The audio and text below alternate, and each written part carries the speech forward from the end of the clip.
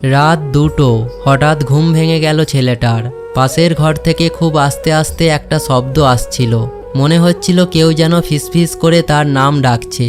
সে চুপচাপ উঠে মায়ের ঘরের দরজার কাছে গেল। দেখল মা ঘুমাচ্ছে না, মা একটা পুরনো অ্যালার্ম ঘড়ি হাতে নিয়ে বসে আছে। ছেলেটা অবাক হয়ে বলল, মা এত রাতে ঘড়ি নিয়ে বসে আছো কেন? মা একটু হেসে বলল, এমনি বাবা, ঘুম আসছিল না।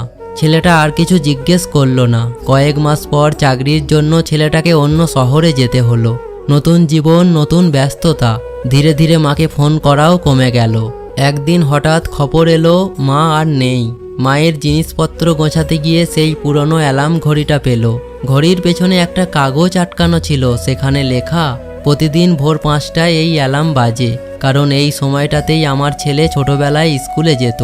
এখন ও অনেক বড় হয়েছে, অন্য শহরে থাকে, তবুও অ্যালার্মটা বন্ধ করি না। অ্যালার্ম বাজলে মনে হয় আমার ছেলেকে স্কুলে দিয়ে আসতে হবে। চিঠির শেষ লাইনটা পড়ে ছেলেটার চোখ ঝাপসা হয়ে গেল। সন্তান বড় হয়ে যায়, কিন্তু মায়ের কাছে সে কোনোদিন বড় হয় না। সেদিন সে বুঝল, পৃথিবীর সব ঘড়ি সময় বদলে দেয়, কিন্তু মায়ের ভালোবাসা একটা মুহূর্তকে সারা জীবনের জন্য আটকে রাখতে পারে। যে সত্যি মাকে ভালোবাসে সে একটা লাইক কমেন্ট করবেই।